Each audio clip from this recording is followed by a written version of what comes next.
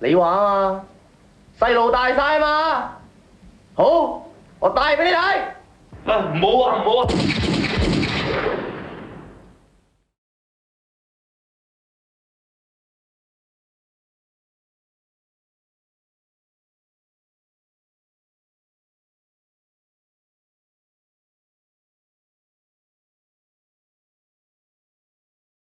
！The film begins with the main character introducing himself through narration as Autumn Moon. He tells us that he dropped out of school because he wasn't suited to studying and the school system failed him. He now does odd jobs for his gangster boss and gets into trouble. He also introduces his friend, Sylvester, who has a mental disability, and tells us that he takes care of him. We later learn that one of Autumn Moon's regular jobs is collecting debts for his boss. He goes to a large social housing block to try to collect money from a woman that lives there with her teenage daughter. In the next scene, we see a schoolgirl throw herself from the top of a building. She is discovered by Sylvester, who picks up some blood-stained letters that are by her. He's then chased off and beaten badly by bullies. Autumn Moon lives with his mum in a small apartment. His dad has left them and has a mistress with whom he has another child. Autumn Moon resents this and says that one day he will kill him. Autumn Moon goes to see Sylvester in hospital, and whilst there, he meets the mum and the girl who he had tried to collect a debt from earlier. A nurse gives him the letters that were with Sylvester. Autumn Moon discovers they are suicide notes. That night he dreams about the girl who wrote them, Susan. Later, Autumn Moon is back at the debtor's apartment. The mother is not there, but the daughter, Ping, offers to sleep with Autumn Moon if he writes off the debt. He thinks that it may be a trap and refuses. It seems that Ping may not have been totally serious about the offer anyway. The next day, however, she turns up at his apartment, saying she misses him and wants to be his friend. Autumn Moon, Ping, and Sylvester become friends, and decide to deliver the suicide notes to those they were written for. The first is for a PE teacher at Susan's old school. She was evidently in love with him. After taking the letter, he rips it up without reading it. They then try to deliver the second letter to the girl's parents, but they run away when the parents catch them looking into the apartment. Ping struggles to run, and we learn that she has a terminal illness, which will soon kill her unless she has a kidney replacement. Autumn Moon has many wet dreams about Ping, and realises that he has fallen in love with her. Later, other debt collectors try to get money from Ping's mum. Autumn Moon thinks that they are just pretending to be tough, and so smashes a bottle over the head of the leader, Fat Chen, and sees them off. Autumn Moon tries to borrow money from his mum to pay off Ping's family's debt. Getting no luck from her, he asks his gangster boss. He doesn't want to lend Autumn Moon the money, but instead tries to convince him to do a paid hit on someone. Autumn Moon refuses and ends up stealing some money from his mum instead. He then tries to look for a job, and whilst talking about work with the owner of a knife shop, sees Sylvester being bullied. He comes to Sylvester's aid and beats the bullies. On returning home, he finds a letter from his mum saying she has left. Later, the boys visit Ping in the hospital, and the three of them go together to a large graveyard to find where Susan is buried. They have a good time, running, laughing, and playing together. The following day, Autumn Moon goes to visit Ping in the hospital, but she isn't there, and so he goes to her apartment. He finds only her mum at home, and they argue. He offers money to help with her debt. At first, she refuses, but he also offers to get Fat Chen off her back and give Ping his kidney if she will allow them to be together. She agrees. Autumn Moon decides to take the assassination job, and we see him at the Peak Tram, waiting for the right moment to make the hit on his target. He daydreams about pulling it off calmly and professionally, like the film characters in the posters on his wall. But in reality, he can't bring himself to go through with it. Later, back in his apartment block, he's taking out the rubbish when he is jumped by a boy on a skateboard and stabbed multiple times. The boy tells him that he was sent by Fat Chen. Although he survives, he has to spend a long time in hospital. When he eventually comes out, he discovers that Sylvester is dead, having been shot by his old boss in a drug-running incident. Ping has also died from her condition. Autumn Moon gets the gun which he was given for the assassination and goes to see his old boss. He shoots him for killing Sylvester. After, he decides to kill himself, but he can't bring himself to jump off a building. He wanders the streets and eventually finds Fat Chen on a bus. He shoots him, but Fat Chen jumps on him. They wrestle, and in the struggle, Autumn Moon gets shot. He eventually gets the gun back and kills Fat Chen. He goes to Ping's grave and shoots himself. But on the way there, he finally delivers the letter from Susan to her parents. It is read, and we discover that Ping and Autumn Moon have also written on the letter. We learn that Susan killed herself because she was lovesick.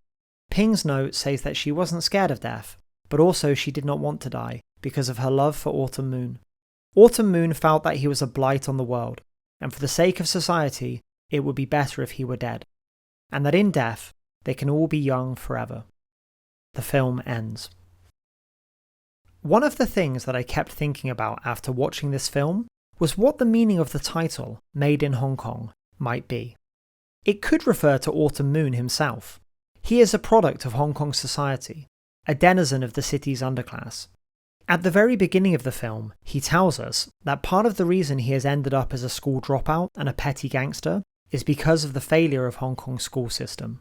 Later in the film, Autumn Moon's mother says that poverty begets evil, alluding to the idea that the actions of Autumn Moon and others like him are a result of the city's economic inequality. In this sense, Hong Kong has made Autumn Moon. But perhaps the title is not referring to any character, but the whole film itself. The film very obviously pays homage to not only Hong Kong cinema, but also the wider 1990s pop culture of the city. Made in Hong Kong is part comedy, part gangster film, two of the most popular Hong Kong film genres, and so it contains many of the tropes of those genres. There are also some quite obvious references to other Hong Kong films, such as Ping having the same hairstyle as Fei Wong's character in The Chungking Express. Moreover, the film is littered with references to 1990s Hong Kong pop culture. For example, we see in Autumn Moon's bedroom posters of the films Natural Born Killers and Leon. Whilst neither of these films are from Hong Kong, they were hugely popular there in the 1990s, and gained a cult following that continues to this day. Leon in particular has become something of a pop culture icon. Like the main characters of both films, Autumn Moon dons unusual glasses when he goes to assassinate his target. Moreover, his killing spree at the end of the film seems to be done in the same spirit of revenge justice as that of Leon. Finally, in many ways the locations used in the film are the most authentic Hong Kong locations one could find. Social housing tower blocks, markets and backstreets. Yet these are not the parts of Hong Kong featured in most films, and certainly not the parts most known to those outside the city. It is as if the film is trying to show us the kind of place that something made in Hong Kong really comes from. I found Autumn Moon to be an interesting character, who is more complex than he first appears. Early in the film he is not especially likeable. He is a small-time street thug who tries to play at being a gangster, despite his obvious youth, inexperience and far from imposing physique. He is more laughable than despicable, but nevertheless not particularly likeable. But as the film went on, I warmed to him and started to hope that things would go well for him. I think that this is because the film begins to show us his fears and insecurities. We come to understand that his outward behaviour is perhaps an attempt to compensate for the fact that he is poor and from a broken home. Moreover, we see that he doesn't appear to be an inherently bad person. For example, not only does he turn down the assassination job at first, but when he finally does agree to it, it is to make money to help somebody else. And in the end, he can't go through with it, as he is not a cold-blooded killer. What's more, we see how he cares for Ping, trying to stop her mum being chased for a debt, and even offering Ping his kidney. We could, of course, cynically put this down to his teenage infatuation with her. However, he also seems to genuinely care about Sylvester. He tries to keep him safe, fights bullies for him, and even washes him. This doesn't bring him any personal benefits, and in fact quite often causes him trouble. The slow realization that Autumn Moon is actually a decent, caring young man makes his situation and eventual suicide even more tragic. He seems to truly believe that the world would be better off without him, and that he is an irredeemably horrible person. I found the ending to be surprisingly sad. The film is in part a comedy, and despite dealing with some very serious themes, it is quite light-hearted throughout. Even Autumn Moon's suicide is at first presented in a humorous way, with children poking his body and laughing. But as the 3 suicide notes are read out, the tragedy of the film begins to come to the forefront. 3 teenagers whose lives were cut short, each for unfair reasons. The first, a suicide as the result of a broken heart. The second, a girl who wanted to live but was stolen away by disease. And finally, a misguided boy from a disadvantaged background who'd convinced himself he was a blight on the world. I was surprised at how the ending was able to make me feel sad after everything that had happened before, and it provided some pathos, which helps to make it a more serious and more memorable film. Something that stood out to me personally was the feeling of amateur filmmaking that comes across when watching Made in Hong Kong. I mean that as a compliment, and certainly not to say that the film lacks professionalism or quality. I've made a few short films myself, and worked with others on their film projects, and I've always found it to be an extremely enjoyable experience. Such amateur filmmaking is art for art's sake, where those involved get to experiment, and everyone is working on the project for fun. When watching Made in Hong Kong, I really got the sense that those involved had a lot of fun making it. The actors are clearly giving their all, and it is obvious that Fruit Chen had creative freedom on the film. What's more, it is interesting to see the techniques used to achieve bold and complicated shots on a very tight budget. For example, using freeze frame when Autumn Moon and Fat Chen smash bottles over each other's head, which allows the action to be believable without the need for expensive special effects. Or not showing Susan falling through the air when she commits suicide. Both shots, and others, were certainly originally planned to get around technological and budgetary constraints. Yet they have led to a stylized and unique look, which is much more memorable than had special effects been employed. This is often the case with amateur filmmaking, where what at first seems a limitation turns out to be a strength. I think that anyone who has worked on amateur or independent films will find an extra layer of enjoyment when watching Made in Hong Kong. There were some things about the film that I feel didn't work so well. For example, the narration from Autumn Moon is sometimes a substitute for, rather than supplement to, visual storytelling. In the opening scene, for example, he tells us explicitly about his character and background, breaking the show don't tell rule. On a technical level, for all the very impressive things that have been achieved with such a low budget, there were some issues, such as shots where the background noise was so loud it made it difficult to hear what the characters were saying. Also, although overall the actors give great performances considering their inexperience, there were times when the performances didn't feel natural.